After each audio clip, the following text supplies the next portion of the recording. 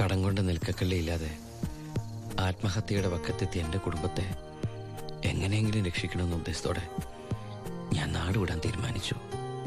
ഒരു രാത്രി എങ്ങോട്ട് പോണമെന്നറിയാതെ നാഷണൽ ഹൈവേയിൽ ഞാനങ്ങനെ നിന്നു. ഈ സമയം ദൂരെ നിന്ന് ദേവദൂതനെ പോലെ ഒരു ടാങ്കർ ലോറി വരുന്നത് ഞാൻ കണ്ടു. ദൈവം തോന്നിപ്പിച്ചാണോന്നറിയില്ല, ആ ഡ്രൈവർ വണ്ടി നിർത്തി. ഞാനും കൂടി പോന്നോട്ടെ? എങ്ങോട്ട്? അങ്ങനെ ഇന്ന സ്ഥലമൊന്നുമില്ല, എവിടം വരെ പോണു അവിടം വരെ. ഓ അവിടെ കയറ്. സോറി.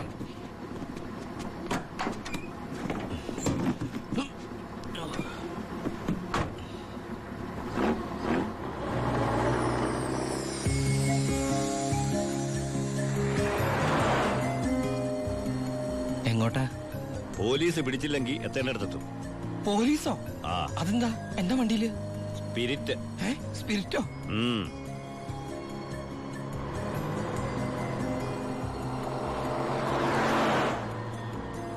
ഇതൊക്കെ ഒറ്റയ്ക്ക് ഉണ്ടാവാൻ പേടിയില്ലേ? ഒറ്റയ്ക്ക് കൊണ്ടുപോകുന്ന അതിന്റെ സുഖം. പോലീസ് പിടിച്ചാൽ എന്നെ മാത്രം നോക്കിയാൽ മതിയല്ലോ. അപ്പൊ ഈ പോണ വഴിക്ക് പോലീസ് പിടിച്ച എന്റെ കാര്യം? അത് പോലീസുകാർ നോക്കിക്കോട്ടെ. നിന്നെ പിടിച്ച എനിക്കെന്താ? നിനക്ക് എന്നെ കുറിച്ച് ഒന്നും അറിയില്ല, എന്റെ പേര് പോലും. എന്താ ബായുടെ പേര്? അത് വേണ്ട, എന്നാലും പറ ബായ്. നീ ഇപ്പൊ എന്താ വിളിച്ചത്? ബായ്. ബായ്, അത് തന്നെ വിളിച്ചാ മതി.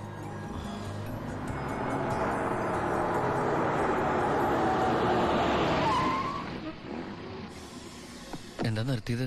എന്നെ ഇറക്കി വിടാനാണോ? ഏയ് ദാ പുണ്യാളന് നേർച്ചയിട്ട പാതി അങ്ങേര് നോക്കിക്കോളൂ. പോവോ?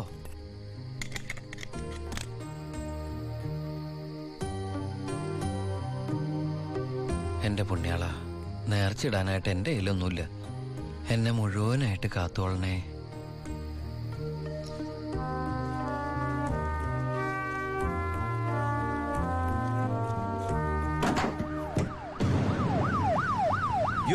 പോലീസ്.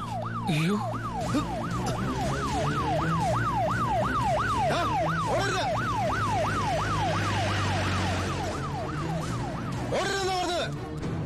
നീ എന്നതാണായി പറയുന്നത്? ലോഡ് പോലീസ് പിടിച്ചെന്ന്? അതേ മുതലാളി, ഞാൻ ഓടി രക്ഷപ്പെട്ടതാ. ഇതിലെന്തോ ചതിയുണ്ട് ചേട്ടായി. കൊച്ചു മുതലാളി എന്നെ സംശയിക്കരുത്. വർഷം കുറെ ആയില്ലേ ഞാൻ നിങ്ങളുടെ കൂടെ ആയിട്ട്. എത്ര വർഷമായാലും നീ കള്ളപ്പണിയല്ലേ ചെയ്യണത്? കള്ളൻ എന്നും കള്ളൻ തന്നെയാടാ. ഇതേ ലക്ഷങ്ങളുടെ ഏർപ്പാടാ. ബേബി കുഞ്ഞേ. ചേട്ടാ സത്യം പറ, ഞങ്ങളുടെ ലോറിയിലൂടെ എങ്ങോട്ടാ മറിച്ചു വിറ്റത്? ഇയാളുടെ മോന്ത കണ്ടാലറിയാം 10 കാശ് കയ്യിൽ കിട്ടിയിട്ടുണ്ടെന്ന്. നമുക്ക് പോലീസ് പരാതിപ്പെടാൻ പറ്റില്ലല്ലോ, സംഗതി സ്പിരിറ്റ് അല്ലേ. ഇവനെ കൊണ്ട് സത്യം ഞാൻ പറയിപ്പിക്കാം. പറയടോ. ഞാൻ പറഞ്ഞത് സത്യം. നീ പറയില്ലല്ലേ? പറയടോ. ലോഡ് ആർക്കാ നീ മറിച്ചു വിറ്റത്? കുഞ്ഞൻ.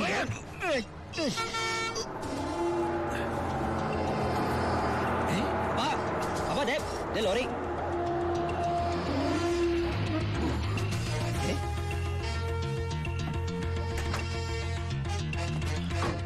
നല്ല ആളാട്ടാ. പോലീസിനെ കണ്ടപ്പോ ബായ് എന്തൊരു ഓട്ടോ ഓടിയത്. ഞാനാണെങ്കി പേടിച്ചും പോയി. പിന്നെ RC ബുക്കിലെ അഡ്രസ് അപ്പൊ ഒരു കണക്കിന് വണ്ടി ഇവിടെ എത്തിച്ചു. എനിക്കാണെങ്കി കാറൊക്കെ ഓടിച്ചുള്ള ചെറിയ പരിചയമുള്ളേ. എന്തൊരു പാടാ ഈ പണ്ടാറ് ഓടിക്കാനായിട്ട്. എന്റെ പുണ്യാളം കൊണ്ടുവന്നാ ഇവനെ. ഇത്രയും കാലം ജീവൻ പണയം വെച്ച് കൂടെ നിന്നിട്ടും നിങ്ങൾക്ക് ആർക്കും എന്നെ മനസ്സിലായില്ല. ചെയ്യുന്നത് കള്ളപ്പണിയാണെങ്കിലും അതൊരു സത്യമുണ്ടെന്ന് വിശ്വസിക്കുന്നവനാ ഞാൻ. ഇനി ഞാൻ നിങ്ങളോട് വന്നാൽ ശരിയാവില്ല. ഞാൻ പറഞ്ഞോട്ടെ. എന്നെ കൊണ്ട് കുറെ ഉണ്ടാക്കിയില്ലേ, ഇനി ഒറ്റയ്ക്ക് കൊണ്ട് ഉണ്ടാക്കിയാ മതി. ചാടിച്ച അപ്പാ ഇയാള് പോണേ പോട്ടപ്പാ. ഇയാളെ ചത്ത നമ്മള് ബിസിനസ് ഇല്ലേ?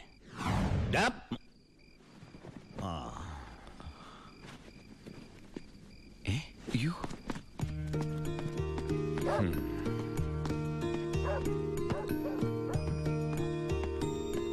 നീ എങ്ങോട്ടാ? ബായ് എങ്ങോട്ടാ? എങ്ങോട്ടെങ്കിലും. എന്നാ ഞാനും എങ്ങോട്ടെങ്കിലും. വാ. ബായ് സത്യമുള്ളവനാണെന്ന് എനിക്ക് തോന്നി. ഞാൻ അയാളുടെ കൂടെ കൂടി. ബായ്ക്ക് ഭാര്യയുണ്ട്, മകനുണ്ട്. മകനെന്ന് പറഞ്ഞ ബായ്ക്ക് ജീവനാ. ശിവന് കുറച്ച് ചോറിട്ടോടടി. ശിവനല്ല, ഉണ്ണി. ചോറ് വേണ്ട, അതിന് പകരം പപ്പടം എടുത്തോളാം. നമ്മുടെ പരമശിവത്തിന്റെ നല്ല ഛായയില്ലടി ഇവന്. എനിക്കും കണ്ടപ്പോഴേ തോന്നി. ആരാ ഈ പരമശിവം? പണ്ട് ലോറി താവളത്തിൽ നിന്ന് കിട്ടിയതാ അവനെ. പിന്നീട് എനിക്ക് എന്റെ സ്വന്തം അനിയനെ പോലെയായി. 4 കൊല്ലം മുമ്പ് ഒരു ലോറി ആക്സിഡന്റിൽ അവൻ. ഇന്ന് വഴിയോരത്ത് നീ നിൽക്കണ കണ്ടപ്പോ ഞാൻ അവനെ ഓർത്തുപോയി. അതാ നിർത്തിയത്. എന്നെ ആ അനിയനായിട്ട് കണ്ടൂടെ? അതിനെന്താടാ ശിവ? ശിവനല്ല, ഉണ്ണി. എനിക്ക് നീ ശിവൻ തന്നെയാ. അങ്ങനെ ഉണ്ണി എന്ന ഞാൻ ബായിക്ക് ശിവനായി. ബായിക്ക് ഈ പരിപാടി സ്വന്തമായിട്ട് തുടങ്ങിക്കൂടെ? നീ വിചാരിക്കും പോലെ അത്ര നിസാരമല്ല കാര്യങ്ങള്. ഇത്രയും കാലത്തെ എക്സ്പീരിയൻസ് വെച്ചിട്ട് ഒരു ലോഡ് ഒപ്പിക്കാൻ ബായിക്ക് പറ്റില്ലേ? അത് പറ്റും. പക്ഷെ എങ്ങനെ കടത്തിക്കൊണ്ടുവരും? ചെക്ക് പോസ്റ്റിലൊക്കെ നല്ല കാശറിയണം. അതെവിടുന്ന്? ഒന്ന് ഞാൻ പറയാം. സാധനം കിട്ടിയ കാശ് മുടക്കില്ലാതെ ചെക്ക് പോസ്റ്റ് എടുത്തുന്ന കാര്യം ഞാൻ ഏറ്റു. അതിനുള്ള ചില നുണുക്ക് വിദ്യകളൊക്കെ എൻ്റെ ഉണ്ട് ബായി. ആ ആ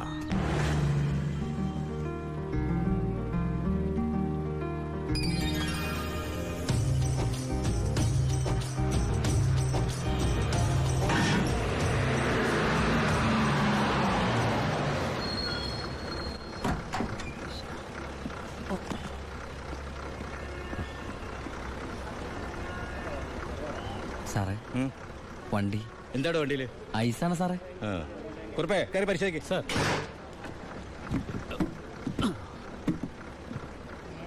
നന്നായി പരിശോധിക്കണോ? സാർ സാറേ പെട്ടെന്നായിക്കോട്ടെ, അല്ലെങ്കിൽ ഐസ് ഇപ്പൊ ഐസ് വാട്ടർ ആവും. സാറേ ഇത് ഫുൾ ഐസാ. ആ അടച്ചേക്ക്. ഓ ഡോ, ഡോ. ചാടിക്കോ ചാടിക്കോ, അല്ലെങ്കിൽ ഐസാവും.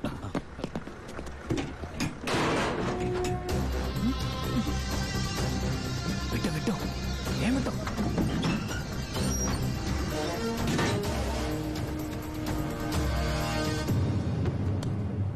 പെട്ടെന്നാവട്ടെ. ശിവ, ആ ഓ എന്റെ പുണ്യാളച്ചോ, നീ ഇങ്ങ് എത്തുന്നത് വരെ ഞാൻ മുള്ളേ നിൽക്കുകയായിരുന്നു. സ്പിരിറ്റ് എന്തേടാ? ദാ ഇതൊക്കെയാ. ഈ ഐസ് കിട്ടേ? ഞാൻ കാണിച്ചു തരാം.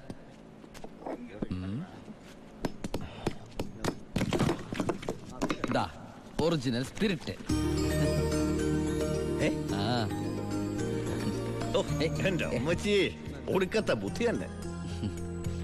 അല്ലടാ, ഐസിന്റെ ഉള്ളി വെച്ചിട്ട് സ്പിരിറ്റ് എന്താ ഐസ് ആവാത്തേ? എന്റെ ബായ്, വെള്ളം 0 ഡിഗ്രി സെന്റിഗ്രേഡിൽ ഐസ് ആവും. പക്ഷെ സ്പിരിറ്റ് ഐസ് ആവണമെങ്കിൽ -112 ഡിഗ്രി എങ്കിലും വേണം. കെമിസ്ട്രി പഠിച്ചതിന്റെ ഗുണ. എന്തായാലും കെമിക്കറി കണ്ടുപിടിച്ചു. കെമിക്രി അല്ല, കെമിസ്ട്രി. ആ അവൻ ഭയങ്കര തന്നെ. ഇത് എത്ര രൂപയുടെ മുതലാന്ന് അറിയാമോ നിനക്ക്? നിനക്ക് ഞാൻ എന്താടാ തരേണ്ടത്? ഈ ലാഭത്തിന്റെ പകുതി നീ എടുത്തു അല്ലേ? വേണ്ട, ഇത് മുഴുവൻ നീ എടുത്തു. വേണ്ട ബായ്. ബായ്, ആ ചിന്നാടന്മാരെ അവിടെ ജോലി ചെയ്തിരുന്നപ്പോ ഒരു ലോഡിന് എത്ര രൂപ കിട്ടിയിരുന്നേ? 5000 ഉരുവ. ആ 5000 രൂപ മതി എനിക്ക്. അല്ല ഇവര് ഞാനും ബായ് തമ്മിൽ എന്താ വ്യത്യാസം? അങ്ങനെ നീ പല അടവുകൾ ഉപയോഗിച്ച് വാളയാർ ചെക്ക് പോസ്റ്റ് വഴി പലതവണ ഞാൻ സ്പിരിറ്റ് കടത്തി. ഒരു നാൾ പിടിക്കപ്പെട്ടു. ചെക്ക് പോസ്റ്റുകളിൽ ഞാൻ പണം വാരിയെറിഞ്ഞു. ഉദ്യോഗസ്ഥന്മാരിൽ ഭൂരിഭാഗവും എന്റെ സ്വാധീന വലയത്തിലായി. പിന്നെല്ലാം അവരുടെ അനുവാദത്തോടെയായി. ബായിക്ക് വീടായി, കാറായി, ലോറികളായി. ബായിയുടെ വലങ്കയായി ഞാൻ അവിടെ പരമശിവം എന്ന പേരിൽ അറിയപ്പെട്ടു.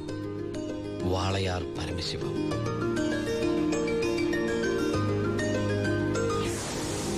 എനിക്കും സഹായികളുണ്ടായി. അച്ചായനും അച്ചുവേട്ടനും. സന്തോഷത്തിന്റെ നാളുകളായിരുന്നു പിന്നീട് അങ്ങോട്ട്.